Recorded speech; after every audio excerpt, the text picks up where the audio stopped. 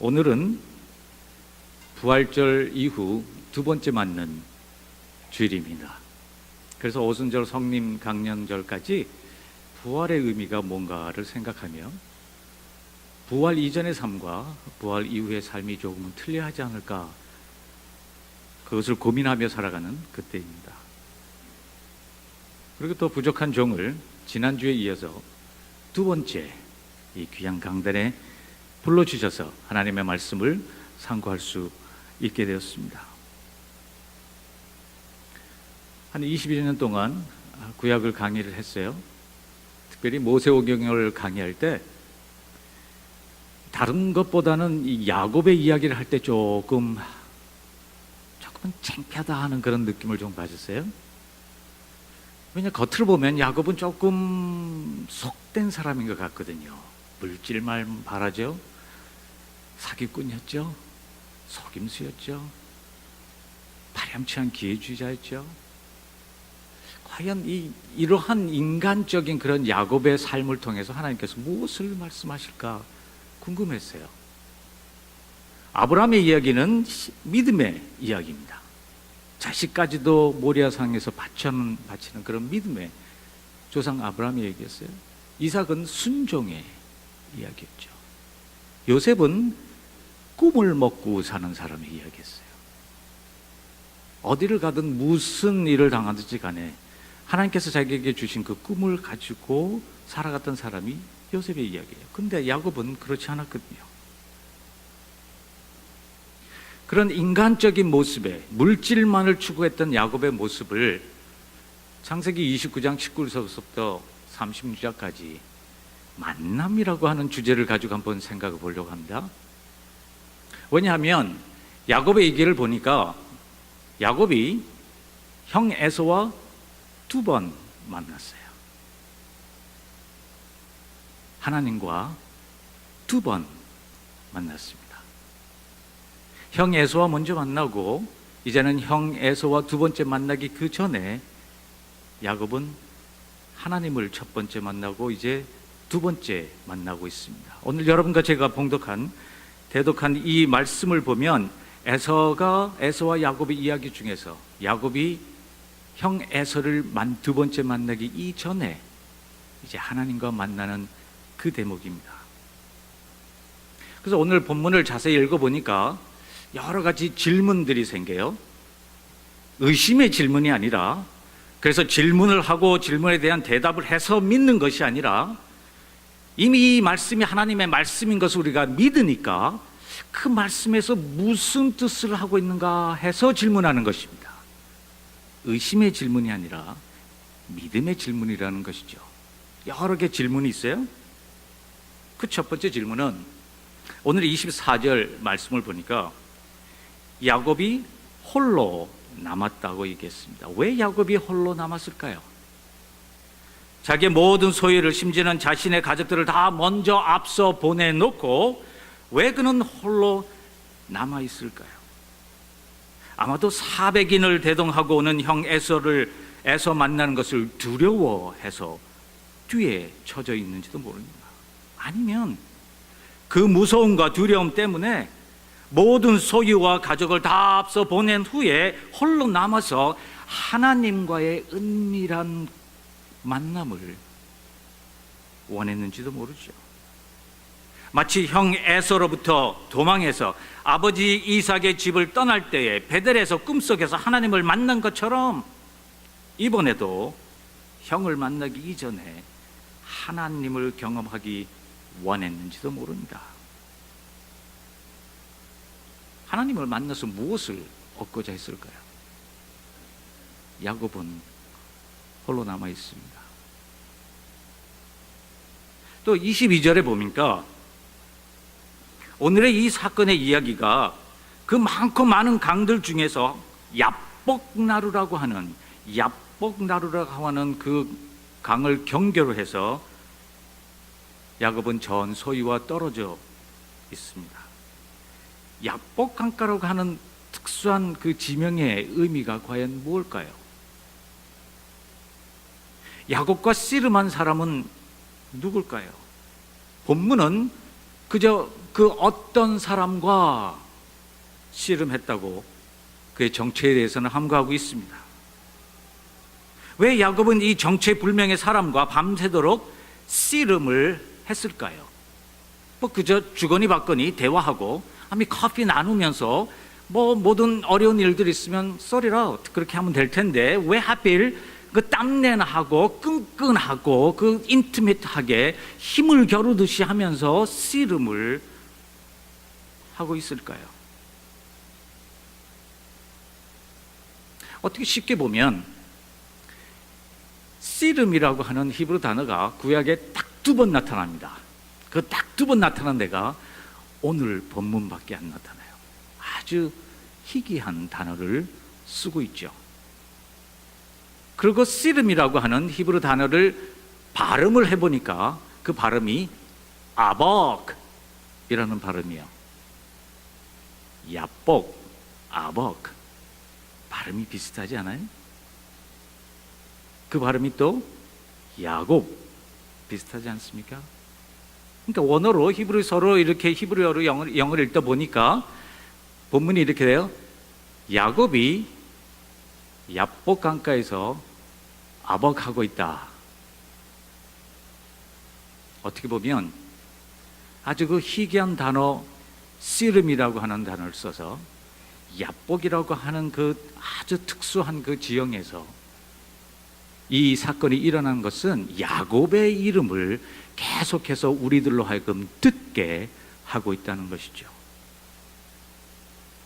또 그 어떤 사람과 씨름을 했는데 그 어떤 사람의 정체는 호세아서 12장 3절과 4절 말씀을 보니까 호세아 선지자는 이렇게 기록하고 있어요. 야곱이 하나님과 힘을 겨루되 천사와 힘을 겨루었다 라고 얘기합니다. 이에 붙여 보면 야곱과 씨름한 정체불명의 그 어떤 사람은 하나님을 대신하고 또 하나님을 이렇게 표방하는 그런 하나님의 사자요 하나님의 사람이라고 보면 틀림이 없죠. 본문에서도 그렇게 얘기합니다. 왜냐하면 그 사람은 야곱을 축복할 수 있는 능력도 있었어요. 그죠? 야곱의 이름을 바꿀 수 있는 권세도 있었습니다. 심지어는 야곱 자체가 야곱이 스스로 내가 하나님을 대면했다라고 고백합니다. 그래서 이름을 푸니엘, Face of God, 하나님의 얼굴이라고 그 지역 지명을 고쳤죠. 그러니까 야복이라고 하는 그런 특수한 지형, 씨름이라고 하는 희귀한 단어, 정체불명의 그 어떤 사람, 그 모든 것들은 어쩌면 야곱이라고 하는 그 이름, 그 이름 바뀌는 것을 위한 전초적 작업인지도 모릅니다. 더 중요한 질문은 야곱은 이러한 만남에서 무엇을 얻고자 했습니까? 홀로 남아서 밤새도록 하나님의 사람과 환도뼈가 위골되도록 씨름을 하면서까지 무엇을 얻고자 했을까요? 형 에서를 만날 수 있는 담력과 용기를 얻고자 했을까요? 본문은 야곱이 축복을 받고자 했다라고 보도합니다. 나를 축복하지 아니하면 내가 당신으로 하여금 가지 않게 하겠나이다. 그런데 이상하게도 야곱이 축복을 강요했을 때 하나님의 사람은 야곱의 이름을 물어봤어요. 그리고 야곱의 이름을 이스라엘이라 바꾼 후에야 비로소 야곱이 요구한 야곱에게 축복을 했다라고 성경은 이야기를 합니다. 그것을 보면 이름 바꾼 사건이 야곱이 요구한 축복은 아니었어요. 야곱은 축복을 요구했지만 하나님의 사람은 이름을 바꿔줬다는 거죠. 축복에 대한 내용도 없어요. 무엇을 축복했는가 하는 내용도 없어요. 그러나 이름에 대해서는, 새로운 이름, 이스라엘이라고 하는 이름에 대해서는 아주 자세하게 설명하고 있습니다. 야곱이 홀로 남은 것도, 약복강이란 특별한 곳에서도, 하나님의 사람과 밤새도록 씨름한 것도, 그 모두가 새로운 이름을 받기 위한 전초 작업에 불과하다 라고 볼 수 있는 거죠. 마지막 질문은 이것이에요. 왜 야곱의 이름이 야곱에서 이스라엘로 발꿈치를 잡은 자라고 하는 그런 의미에서 하나님과 사람과 더불어 싸워 이겼다, 이긴 자로 바뀐 그 사실이 그렇게도 중요할까요? 형 에서를 두 번째 만나기 이전에 이런 이름 바꾼 사실이 여러분과 저에게 어떠한 중요한 복음의 소식을 전해주고 있느냐 하는 말입니다.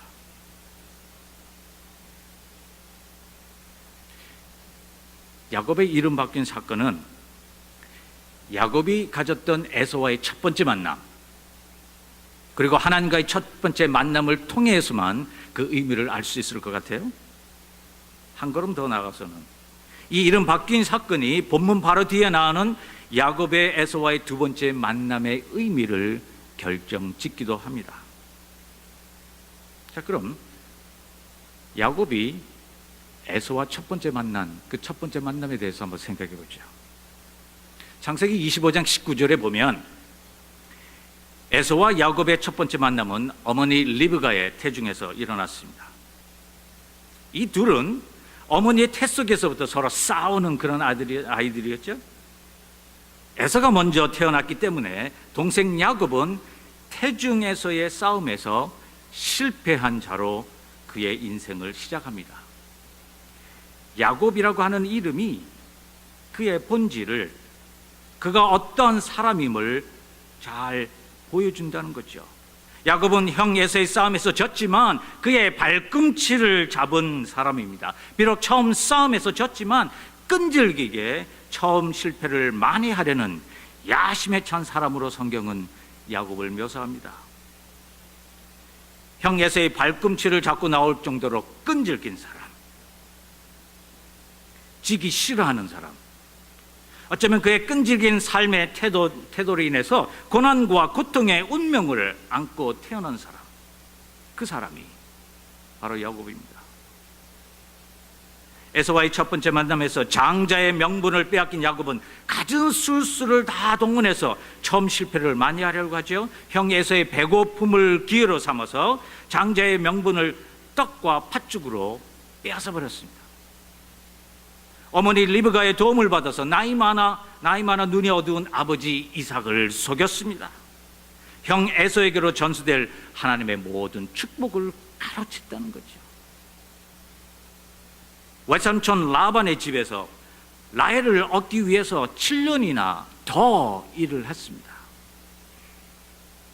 버드나무와 살구나무와 산풍나무의 푸른 가지를 이용해서 라반이 갖고 있던 좋고 살찌고 실한 양떼들을 다 가르친 사람이 야곱이었어요. 무일푼으로 고향을 떠났지만 오늘 32장 14절에 기록된 것을 보면 이젠 암염소가 200이요 수염소가 20이요 암양이 200이요 수양이 20, 전나는 약대가 30이요 암소가 40이요 황소가 10이요 암나귀가 20이요 그 새끼 나귀가 10씩이나 되는 거대한 부를 지닌 그런 갑부가 되었죠. 이렇듯 야곱의 인생을 인간적인 눈에서만 본다면 그는 기회를 잘 이용하는 기회주의자였습니다. 아버지를 속인 배은망덕한 자였어요. 물질을 위해서는 교묘한 방법으로 외삼촌의 호의를 사기한 파렴치한 인간이었습니다. 어찌 보면 이런 모든 야곱의 생활들이 조금은 이해가 돼요. 그때 당시의 관습에 비춰보면. 왜냐하면 그때 유대 사람의 관습을 보면 오직 장자만이, 맏아들만이 아버지의 유산과 아버지의 축복을 물려받을 수 있게 되어 있습니다. 장자의 권리와 명분으로 인해서 사회 질서가 세워지죠. 또 아버지의 이름이 후대에 전수되게 되는 것이죠. 그러기에 야곱은 둘째로서 불공평한 세상에서 불공평한 방법으로 그저 그 세상의 생리에 따라 살아간 사람인지도 모른다. 불가피하게 어쩔 수 없이 inevitable, 그렇게 살아간 사람인지도 모릅니다. 장자가 아니면 아버지의 축복을 물려받을 수 없는 사회의 풍습과 전통을 깨트려 보려는 처절한 몸부림인지도 모릅니다.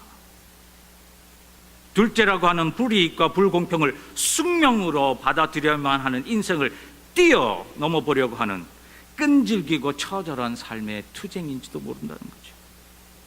그러기에 야곱은 어디를 가든지 누구를 만나든지 그와 관계된 모든 사람과의 투쟁, 그 사람들과의 충동으로 싸움을 계속하는 그런 삶의 연속이었습니다.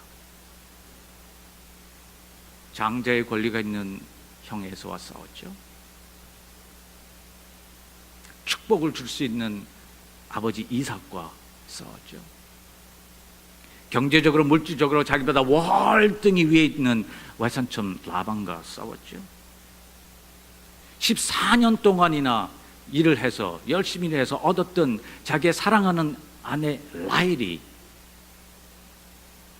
불임 여성이기 때문에 아기를 갖지 못한다고 해서 야곱에게 바가지를 긁었어요. 내가 두 아들 세 아들보다 내가 너를 사랑하지 않냐 고백함에도 불구하고 사랑했던 자기 아내에게 멸시와 천대를 받았습니다. 자기의 11아들이 자기가 가장 사랑했던 막내 아들 11번째 아들 요셉을 이제 팔아넘기고 동물에게 찢겨 죽었다고 거짓말로 자기를 속였습니다. 하나님의 사람과 씨름하면서 환도뼈가 위골되도록 씨름했던 처절한 삶을 살았던 사람이 야곱이었습니다. 이렇듯 야곱의 에서와의 첫 번째 만남은 실패와 거짓과 술수로 가득 찬 삶이었습니다.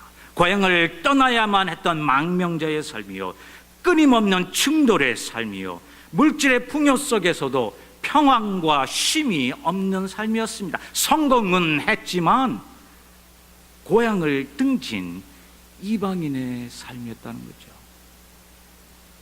혹시 여러분과 저의 이민자의 삶이 그런 삶은 아닌지요?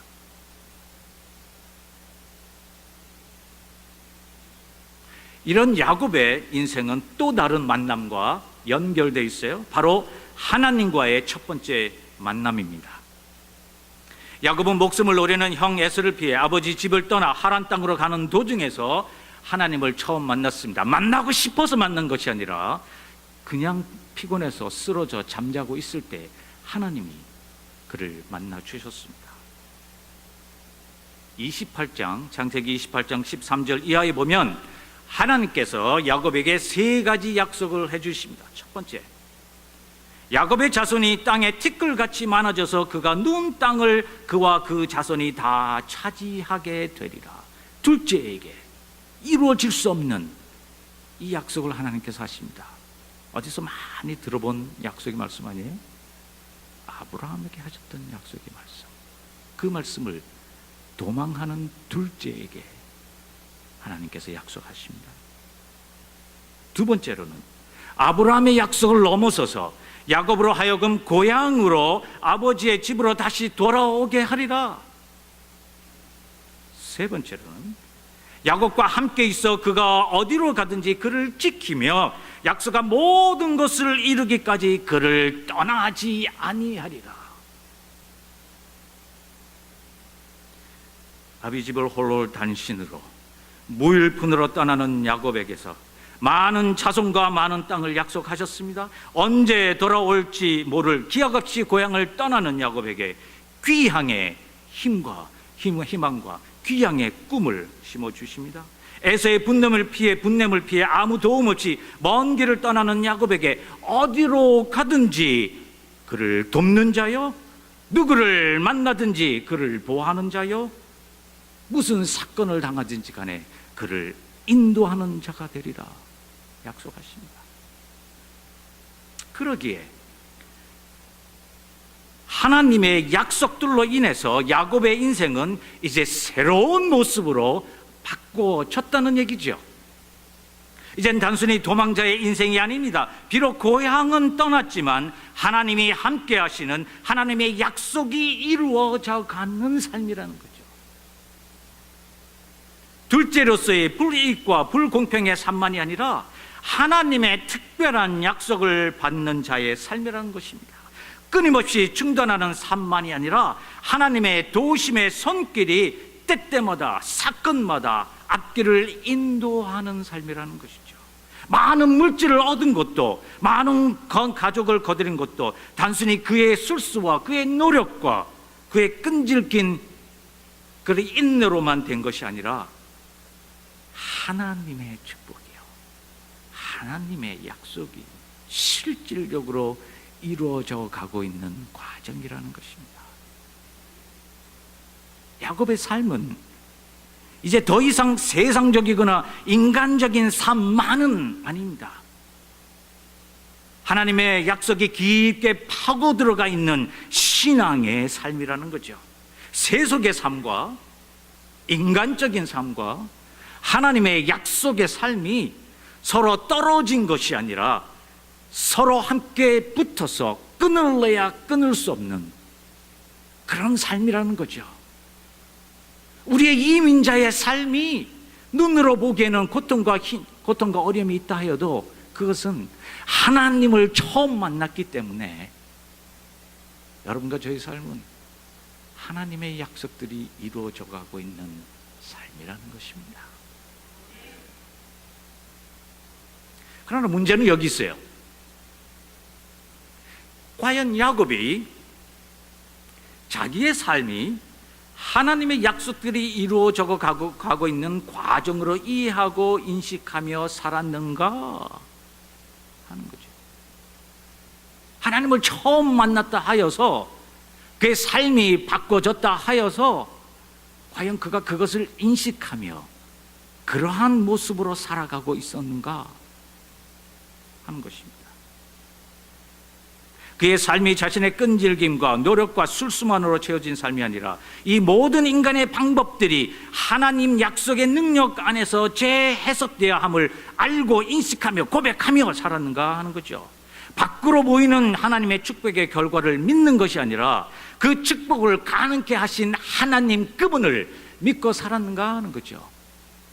나에게 축복하셨기 때문에, 자녀의 축복과 물질의 축복과 신앙의 축복을 하셨기 때문에 하나님을 믿는 것이 아니라 하나님을 믿기 때문에 그 모든 축복들이 부산물로 나에게 덤으로 따라오고 있다고 믿고 살아가는가 하는 거죠.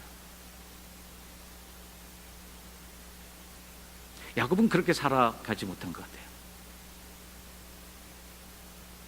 하나님과의 두 번째 만남이 있기 전까지 야곱은 자신의 이익만을 위해서 살아온 것 같습니다. 신앙과 약속의 삶이기보다는 세속적인 삶만을 고집하며 살아온 것 같습니다. 눈에 보이는 상황은 이제 완전히 바뀌어졌어요. 고향을 등진 자에게서부터 고향을 향해 길을 재촉하는 사람으로, 에서로부터 도망한 모습에서 이제 그와의 두 번째 만남을 준비하는 사람으로, 가진 것 없던 초라한 모습에서 남부럽지 않은 거부가 된 모습으로, 그러나 눈에 보이지 않는 그의 성품과 그의 인격과 그의 주체는 그때나 지금이나 변함이 없는 동일한 인물이었다는 거죠. 아직도 그는 발꿈치를 잡은 자여, 자신의 안정과 자신의 이익을 위해서는 그 어떤 것도 희생하려고 하는 이기주의자 야곱이었습니다. 보세요. 하나님의 축복의 상징인 많은 양떼들과 노비들과 가족들을 자신의 안전만을 위해서 서슴없이 희생하는 삶이다. 다 가족과 소유들을 쪼개놓고 먼저 가게 하고 자기는 뒤에 남아있는 거죠. 이제 야곱에게 필요한 것은 물질적 축복이 아닙니다.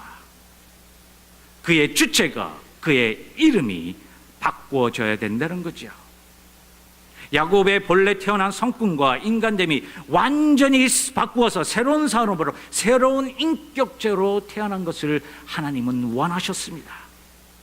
받는 물질적 축복에 만족해서 머물러 있는 것이 아니라 전 인격이, 전 인간됨이 바뀌는 획기적인 사건이 야곱에겐 이제 필요한 것입니다. 바뀌어지지 않고서는 형 에서를 두 번째 만날 수 없다는 거죠. 상황이 바뀌어졌다 해서 에서와의 두 번째 만남의 성공을 기약할 수는 없습니다. 사람이 바꿔줘야 된다는 거죠. 본문 뒤에 보면 변화된 야곱, 아니 세 사람 이스라엘의 모습이 보입니다. 33장 1절부터 3절 말씀을 보면 야곱이 눈을 들어 보니 에서가 400인을 거느리고 오는지라. 그 자식들을 나누어 레와와 라헬과 두 여종에게 맡기고 여종과 그 자식들은 앞에 두고 레와 그 자식들은 다음에 두고 라헬과 요셉은 뒤에 두고 자기는 그들 앞에서 나아가네. 32장에는 그들 뒤에 홀로 남아있지만 33장에는 앞에서 나아가고 있는 야곱을 볼 수가 있습니다. 또 33장 9절과 10절 말씀을 보면 에서가 가로되 내 동생아 내게 있는 것이 족하니 내 소유는 내게 두라. 야곱이 가로되 그렇지 아니하니이다. 형님께 은혜를 얻었사하면 청컨대 내 손에서 이 예물을 받으소서. 내가 형님의 얼굴을 배운지역. 하나님의 얼굴을 본 것 같사오며 형님도 나를 기뻐하십니다. 자기를 해하려고 400인을 대동하고 오는 그 형의 얼굴을 본즉 하나님의 얼굴을 본 것이라 고백합니다.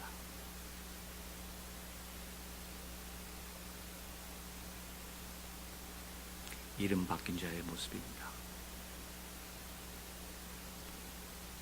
여러분과 저에게도 우리만의 에서가 있습니다.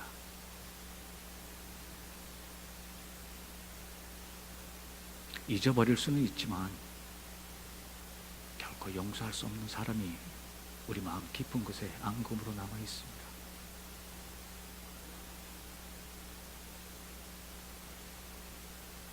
수많은 시간이 지났다고 해서 다 잊어버린 것 같은데 불쑥불쑥 이렇게 저렇게 튀어나와서 우리로 하여금 눈물을 흘리게 하는 그 사람이 있습니다.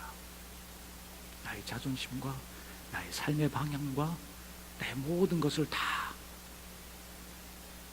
바꿔버린 그 사람이 있습니다. 우리 마음에 에서가 있다는 거죠. 새벽을 깨워서 정말로 열심히 12시간씩 일을 해서 자녀들을 위해서 기도하며 그들에게 좋은 학업을 시켰고 그들이 하고자 하는 것을 다 마련해 줬지만 그들이 이렇게 얘기합니다. 엄마 아빠 나한테 해준 게 뭐 있냐고.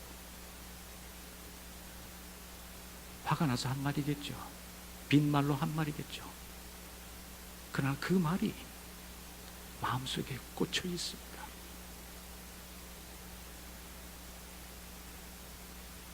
그러나 여러분과 저의 삶은 하나님의 약속으로 가득 찬 삶입니다. 비록 고난과 고통과 충돌의 삶이 계속되어진다 하여도, 눈물의 삶이 계속되어진다고 하여도 그것은 우리를 향한 하나님의 약속들이 이루어져 가고 있는 과정이라는 것이죠. 믿음의 눈으로 볼 수 있습니까? 그렇다면 이제는 보이는 축복만을 고집할 것이 아니라 보이지 않지만 근본적인 나의 인간됨을 뜯어 고칠 수 있는 하나님의 사람을 만나십시오. 환도뼈가 위골이 되도록 그와 씨름하십시오. 이름 바뀌는 사건이, 놀라운 사건이 일어날 것입니다. 내 몸에 예수의 죽음의 흔적을 가졌노라 담대히 고백하십시오. 그러지 않고서는 나를 힘들게 하고 나를 거절한 그 사람을 먼저 손 내밀어 용서할 수 없습니다. 이런 하나님과 두 번째 만남이 부활절 이후에 여러분에게 찾아오기를 기원합니다. 그러한 후에 변화된 인격으로 우리를 불이익과 불공평으로 밀어넣은 우리의 에서를 만나십시오. 그의 얼굴이 하나님의 얼굴같이 보여질 것입니다. 그러한 축복이 여러분의 삶과 저의 삶에 있기를 간절히 기도합니다. 기도하시겠습니다.